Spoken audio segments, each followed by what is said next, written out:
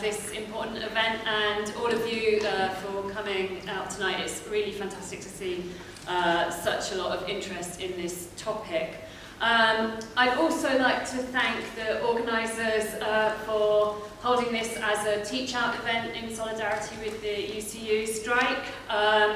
I'm currently on strike, and it's really important to all of us who are in UCU and striking for a better university and better university system to see the kind of support that we've had from students, so thank you very much for that. Obviously, having just said that I'm on strike, I don't speak on behalf of the university tonight. But I do know, and I wanted to let you know, that the senior management team of the university has recently agreed to join the University Studying Slavery Consortium, which is a consortium of universities that started in the United States but now includes quite a number of UK universities as part of it, and has also agreed to commit to a participatory process of reparatory justice. Now, at the moment, I don't think we know what that will entail, and I think the shape of that process of reparatory justice will depend quite a lot on the kind of message that the university's senior management receives from its community, from its staff, from its students, and from the broader community in Edinburgh. So if you think this is an important issue, then do make your voices heard in that process. What I want to do today is to draw on my own research, but also on a long history of other people's research. And I want to start by acknowledging that a lot of the research about the importance of slavery to Britain and to Scotland started outside of the university, outside of the academy, and has often been done by independent black scholars who haven't had institutional support, and I want to acknowledge that. What I want to talk about is the everydayness and the ubiquity of the connections between this city and the economy of slavery. So not so much the John Gladstones who owned huge numbers of people, but the people who owned smaller numbers of people, but still derived important income from that, and in particular the kind of cultural and ideological effects of widespread connections to slavery in the Caribbean. So we're talking about landed people, but we're also talking about professionals, about business people, about people who were becoming established as part of the middle class in the 18th and early 19th century. And I should say that Edinburgh is not exceptional in the slightest in this. This is a story that you will find replicated across towns and cities across the United Kingdom. This is something that's all of our story across Britain. So I wanted to just talk about two quite specific examples to kind of bring this home. One is the Royal Infirmary of Edinburgh, and one is a specific family that's connected to the university through William Robertson, who was the principal of the university from the 1760s to the 1790s. So the Royal Infirmary of Edinburgh, this was now on the edge of the city, but was once right in the heart of the city. It was established in the early 18th century as a hospital for the poor, a charitable endeavour. And it raised its funds through gathering subscriptions across Scotland and beyond. And there are two strong connections with Jamaica and with the economy of slavery to the Royal Infirmary of Edinburgh. One is that we know that in the 1740s a donation came to the infirmary of £500 gathered from a number of different property holders in Jamaica, which must mean that that was money that was coming from slavery.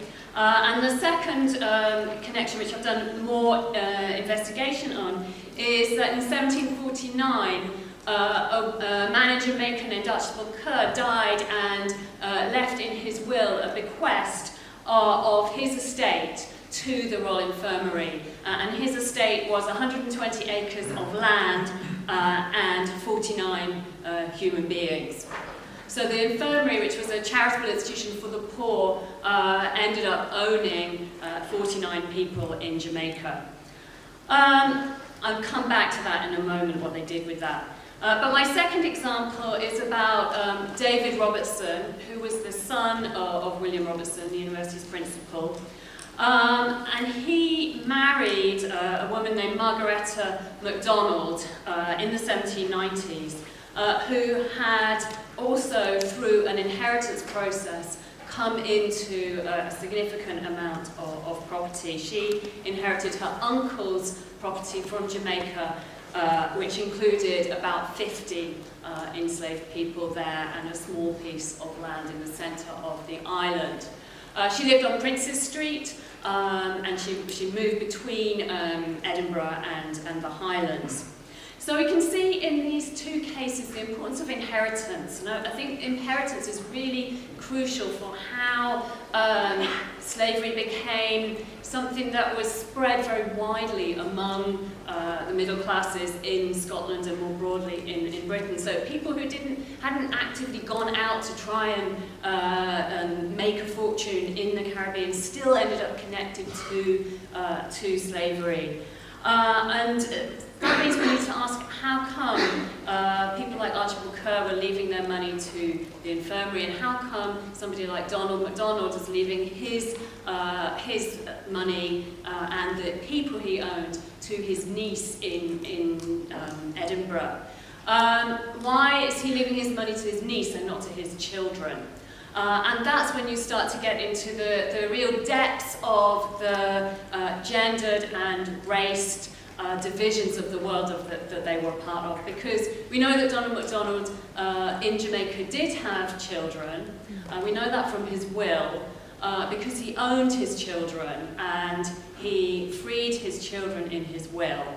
But he did not leave them the bulk of his property. What he did was he left the bulk of his property to his niece back in Edinburgh. And that was an absolutely standard inheritance pattern in this period of time.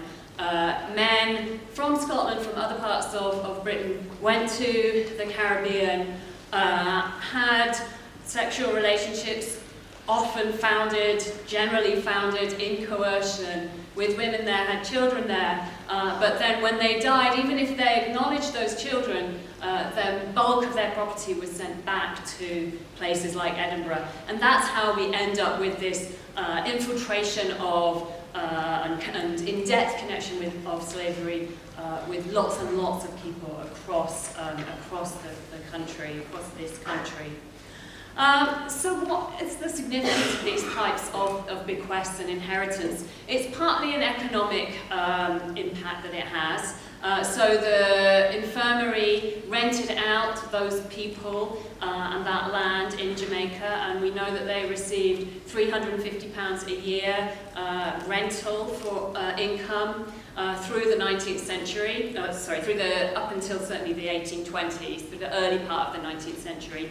That's about £27,000 a year in today's money, so that's not a huge amount of money, but it's a significant amount of money. We know that the MacDonalds eventually sold those enslaved people that they owned in Jamaica and received £4,000 sterling in exchange for them. So that's around £330,000. So again, a significant amount of money. Neither of those groups of people got directly involved in managing the property that they owned in Jamaica. They didn't particularly want to do that. Not because they were in any way opposed to slavery, but just because they didn't, that was inconvenient to them. For them, it was easier to simply sell those human beings. And that's where we get to this cultural and ideological impact. Because if you look at the letters of people involved in managing the Royal Infirmary, or of David and Margaretta Robertson MacDonald, you can see the commodification of human beings, the reduction of human beings to a racial category in these letters. So just to quote a couple of things, from the Royal Infirmary, one of the trustees inquires in the 1750s whether it would be more advantageous, he says, if the land was to be disposed of together with the Negroes. And similarly, Margaretta MacDonald, writing in the 1790s, asks whether the present time is favourable for selling the Negroes. So for them, you get in these letters no acknowledgement that they're talking about human beings here. These are purely economic units that they can use, and that a racialized language, a language of the Negroes, enables them to reduce these human beings into commodities. It enables them easily to dismiss the humanity of the people who they are talking about buying and selling. And so I think one of the things that's driven me as a historian is the effort to fight against